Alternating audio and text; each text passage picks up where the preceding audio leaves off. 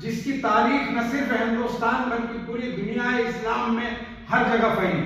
اس آدمی کا نام ہم سبھی لوگ ہندوستان میں بڑے ادب کے ساتھ مولانا ابوالکلام آزاد کے نام سے جانتے ہیں، جن کے والد کا بھی اس ممبئی شہر سے خاص تعلق رہا ہے کہ مسجد خیر الدین جو اسی روڈ پر ہے وہاں ان کے والد اس زمانے میں امام ہوتے تھے.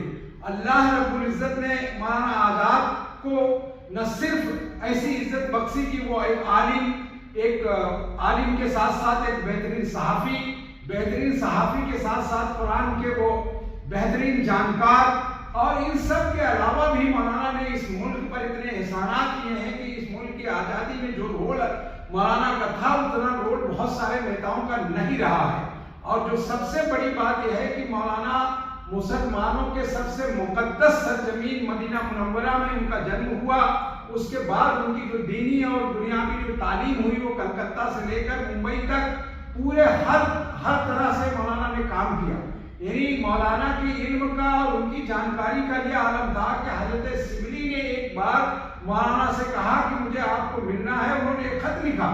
جب مولانا سے ملنے سبلی گئے تو انہوں نے دیکھا کہ کم عمر کا ایک بچہ ان کے سامنے وہ آیا. تو مولانا سبلی نے کہا کہ اے مولانا، اے بیٹا مجھے مولانا سے ملنا ہے. تو انہوں نے کہا میں ہی مولانا ہوں.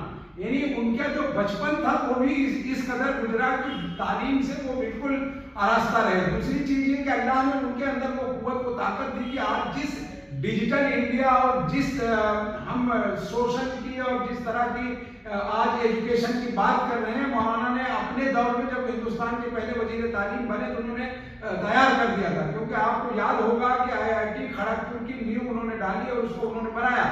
پورے ہندوستان کی تمام یونیورسٹیز کے گرانٹ کمیشن اس زمانے میں جو ECG بنا اس کے بنانے والے حضرت مولانا تھے. تو ساتھیوں، میں آپ کو یہ بتانا چاہتا ہوں کہ آج جس چیز کی اس ملک میں سب سے زیادہ ضرورت ہے وہ ہے ہندو مسلم ایکتا. اور مولانا آزاد ہی وہ آدمی تھے جنہوں نے ملک کی سیاست میں کبھی بھی بھائی چارہ اور آپسی بھائی چارہ اور ایکتا کو نہیں چھوڑا. یعنی ایک بار کا یہ ذکر ہے کہ مولانا سے انگریزوں نے کہا کہ مولانا ہم چاہتے ہیں کہ ہم آپ کے ملک کو آزادی دے دیں گے، لیکن ہم آپ کے ملک کو تب آزاد کریں گے جب آپ یہ طے کر لیں کہ آپ ہندوستان کی جو بھائی چارہ ہے، ہندو مسلم ایکتا ہے، آپ اس سے ہٹ جائیں، اس سے دستبردار ہو جائیں. تو مولانا نے یہ کہا کہ اگر آسمان کی بدریوں سے ایک فرشتہ دلی کے قطب مینار پر اترے اور یہ کہے کہ میں ملک کی آزادی آپ کے حوالے کر رہا ہوں، آپ ہندو مسلم دوستی سے ہٹ جائیے، تو مجھے ایسی آزادی نہیں چاہیے جس میں ہندوستان کہ مسلم ہندو اور دوسرے دھرم کے لوگ آپسی بھائی چارہ اور محبت نہ ہو. آج اسی مشن کو اس ملک کا ایک بہترین لیڈر جسے ہم راہل گاندھی کے نام سے جانتے ہیں، آج وہی مشن ہندوستان کے ہر صوبے میں ہر جگہ پر پہنچا رہے ہیں کہ بھائی اس ملک سے نفرت ختم کرو. تو آپ خود سوچئے کہ 75 سال پہلے 100 سال پہلے مولانا آزاد نے اس کی پلاننگ کر دی تھی اور ہندوستان میں ہر وہ چیزیں دینے کے لیے ان کی کوشش تھی جس سے اس ملک میں آپسی بھائی چارہ بنا رہے.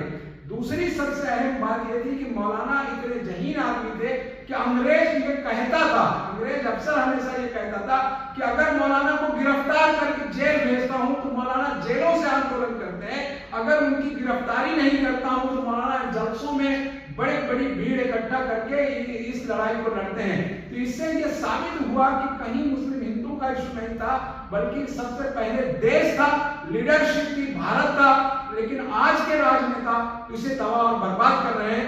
میرا یہ کہنا ہے کہ ساتھیوں، آپ کو مولانا آزاد سے سبق لینا چاہیے کہ جو ہندوستان آج ہندوتو کی خطرے کی بات کرتا ہے اس کی باغ ڈور کو مولانا نے کیسے چلایا اور کتنی محبت سے چلایا کہ اس ملک کے اتہاس میں کبھی مولانا نے ہندو مسلم فساد نہیں ہونے دیا.